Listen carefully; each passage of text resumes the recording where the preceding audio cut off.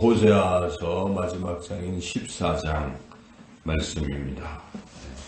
호세아서는 이스라엘 백성이 지은 죄에 대한 지적과 또 그 죄에서 벗어나지 아니하면 징계를 받을 것이다 하는 그런 말씀. 그런데 그렇게 말씀을 전해도 이스라엘은 잘 돌아오지 않고 계속 끝내 회개하지 않았기에 결국은 이스라엘이 아수르의 포로로 끌려가는 그런 비극을 맞게 되죠. 그런데 하나님께서는 이스라엘이 그렇게 잘못을 끝까지 할 때 그렇다 하여 완전히 포기하시거나 그래서 그들을 놓아버리시거나 또 진멸시키시는 그런 하나님이 아니시고 계속 기다리시고 그들이 돌아오기를 또 기다리시는 그런 하나님이시다 또 보여주는 말씀이 호세아서입니다. 그래서 호세아서는 마치 음탕한 고멜이 계속 그 남편인 호세아가 집으로 데려와서 또 학원만 자꾸 나가서 또 간음을 하고 해도 그래도 다시 데려다 놓고 용서하는 그러한 것을 통해서 하나님은 이스라엘을 그렇게 하시겠다는 것을 보여주기도 하지요. 그래서 이제 호세아서는 전체 14장 중에 중간중간에 세 파트로 나뉠 때 각 파트의 끝부분에서 하나님이 이스라엘을 다시 회복시키시겠다 하는 약속의 말씀이 들어가 있는데 오늘 이제 읽은 이 말씀은 전체적으로 호세아의 결론, 하나님은 이스라엘을 다시 회복시킬 것이다 하는 말씀, 그리고 또 세 번째 파트 12장부터 14장 이 부분의 또 결론이기도 한데요.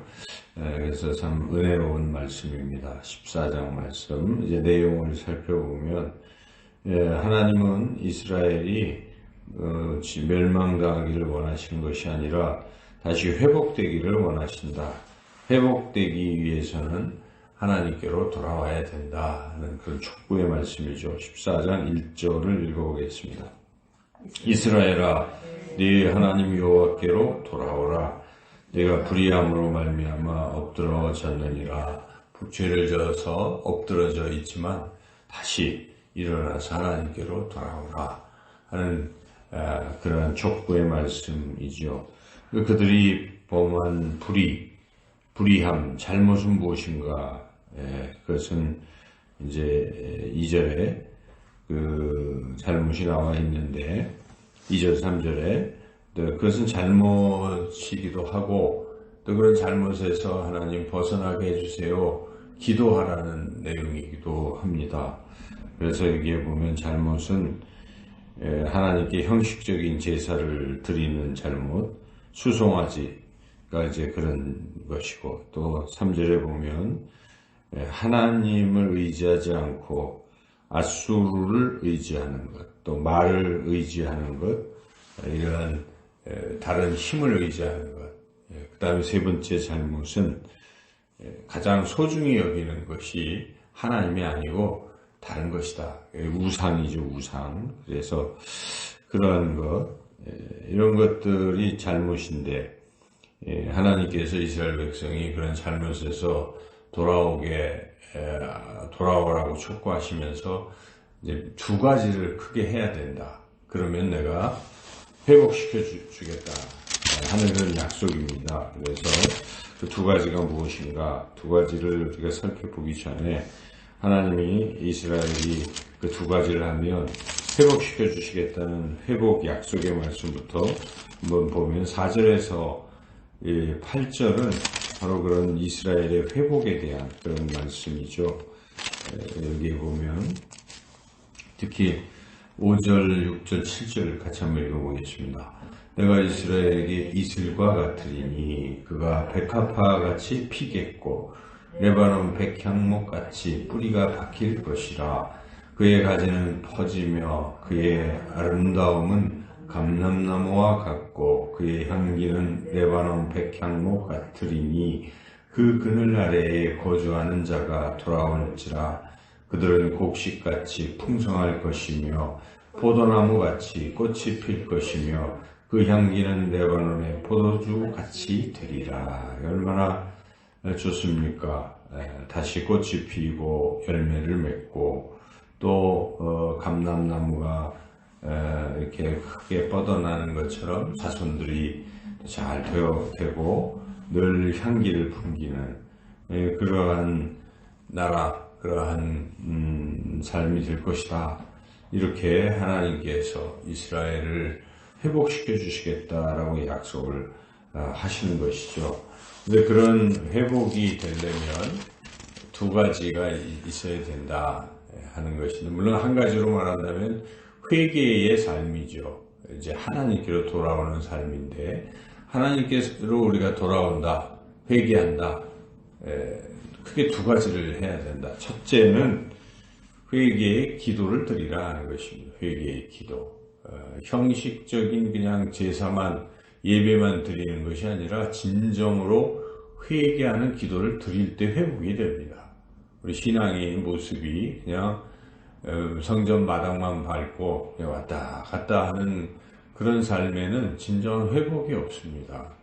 진정한 회복을 이루려면 내가 정말 잘못했구나 하고 하나님 앞에 죄를 회개하는 기도를 간절히 드리라는 것입니다. 기도가 없으면 안 된다는 것이죠. 그래서 여기에 2절, 3절에 하나님께서 이런 내용으로 기도하라고 가르쳐 주고 계신 거예요. 회복하기 위해서 엎드러져 있는데 다시 내게로 돌아오는 그 길은, 첫째는 회개의 기도를 드리라, 진정한 기도를 드리라는 것인데, 그 기도의 내용을 우리가 한번 읽어보겠습니다. 2절, 3절 읽어보겠습니다. 너는 말씀을 가지고 여호와께로 돌아와서 아뢰기를 모든 불의를 제거하시고 선한 말을 받으소서. 우리가 수송아지를 대신하여 입술의 열매를 주께 드리리이다. 우리가 아수르의 구원을 의지하지 아니하며 말을 타지 아니하며 다시는 우리의 손으로 만든 것을 향하여 너희는 우리의 신이라 하지 아니하오리니 이는 고아가 주로 말미암아 긍휼을 얻음이니이다 할지니라. 그러니까 말씀을 가지고 하나님께로 돌아와서 이렇게 아뢰라, 이렇게 하라, 기도하라, 이런 말씀이죠. 그러니까 이런 기도를 드리라는 것인데, 그 기도의 내용이 여기에 보면은 불의를 제거해 주세요라는 기도죠. 불의를 제거한다는 건 그 죄를 없애 주세요 하는 기도를 드려야 돼요. 그러면 우리가 죄를 용서해 주세요라고 기도를 드리려면 먼저 제가 이러이러한 죄를 지었습니다부터 얘기를 해야 이 죄를 없애 주세요라고 연결이 되지 않겠어요? 그래서 우리가 예배 드릴 때 처음에 고백의 기도를 드리잖아요. 그런 형식을 잘 생각해 보시고, 항상 기도할 때는 하나님, 제가 어제 하루의 삶 속에 또는 또 지난날의 삶 속에 아직도 돌이키지 않는 죄가 무엇인지요? 라고 여쭤보고, 생각나면 하나님, 그 죄를 제가 지었습니다. 잘못했습니다. 이 죄를 용서해 주세요. 예수님의 십자가의 보혈로 다시 덮어주시고 깨끗하게 해주시고 거룩하게 해주세요 라는 기도를 미리 드려야 돼요. 이게 굉장히 중요한 단계죠. 그런 죄를 드리면서, 그런 고백의 기도를 하면서 여기에 이제 계속 또 연결되어서 이제 결단의 기도도 또 포함되는 거예요. 내가 하나님 이런 죄를 졌습니다. 용서해 주세요. 이제 앞으로는 죄 안 짓고 또 적극적으로 이렇게 살겠습니다. 이렇게 살게 해주세요 라고 기도를 해야 되는데, 첫째 무엇입니까? 여기에 그렇죠. 아수르의 구원을 의지하지 않게 해주세요, 그런 거죠. 그러니까 아수르는 당시에 세상의 최고 힘이 우리로 말한다면 미국이겠죠. 지금 미국이에요, 미국. 그러니까 많은 그 기독교인들이 미국을 자꾸 의지하자고 외치는데, 물론 미국이 우리한테 얼마나 좋습니까? 믿을 나라는 미국밖에 없기도 해요, 사실. 일본을 믿을 수 있겠습니까? 중국을 믿을 수 있겠습니까? 러시아를 믿겠습니까? 북한을 믿을 수가 없지요. 그러므로 그 미국이 그나마 낫긴 한데, 그러나 그렇다고 해서 미국을 의지하면 안 돼요. 하나님을 의지하라는 것이죠. 하나님, 우리가 하나님을 의지하게 해주세요. 이런 것. 그러니까 우리가 세상에 자기한테 힘이 될 만한 어떤 존재들이 있을 수 있잖아요. 그걸 자꾸 의지하려고 하지 말고 전능하신 하나님을 우리가 의지하는 신앙이 되게 해주세요. 이렇게 기도를 할 때 그 하나님께서 나를 회복시키신다는 것이죠. 아수르가 회복시키시는 것이 아니지 않습니까? 결국 아수르가 회복시키는 것이 아니라 오히려 아수르는 북이스라엘을 멸망시켰다는 사실을 우리가 간과해서는 안 될 것입니다. 그러므로 하나님을 의지하게 해주세요 하는 기도를 드려야 되고, 또 우상을 섬기지 않게 해주세요.